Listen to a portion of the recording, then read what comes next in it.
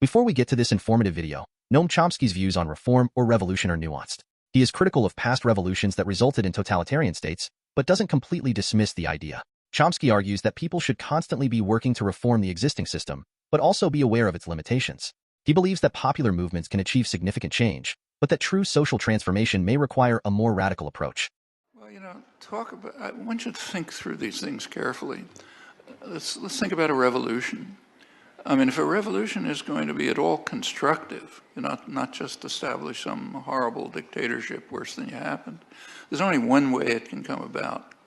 That's if a large mass of the population, in fact, the large majority, come to recognize that changes that they want cannot be instituted within the framework of existing institutions. That means that if you're a real dedicated revolutionary, you're a reformist. There's no conflict between reform and revolution. What you want to do is press the institutions as far as possible to yield to just popular demands. And if the population comes to recognize, look, it can't be done anymore, okay, then you can talk about a revolution, but not before. And if you look at people who are really interested in revolutions, like Karl Marx, they pressed this all the time. In fact, he even believed that in England, country that the freest country of his day, parliamentary system in England, the United States, might be possible to establish a communist revolution without any violence at all, just by pressing forward within the framework of the institutions that they have. Well, maybe so, maybe not, but that's the criterion. So I think, just again, endorse what Juan and Amy said. You have to try in every possible way to bring the changes, bring about the changes that we think ought to be made by means that are available. And going back to Occupy, I agree with Amy, it was a tremendous achievement, but there's a gap.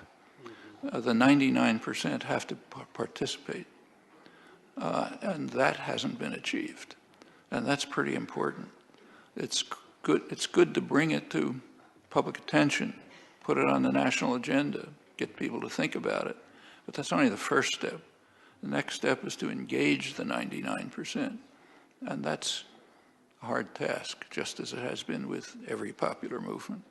And you have to remember, if you look at the history of popular movements, they have had successes. I mean, it was a much freer, juster country than it was not that long ago, but it's always partial successes. Chomsky believes that reform is essential for making progress on important issues. He has advocated for reforms in areas such as education, healthcare, and foreign policy. Chomsky also believes that reform has limitations. He argues that the existing system is often biased towards the wealthy and powerful, and that reforms may not be enough to address systemic problems.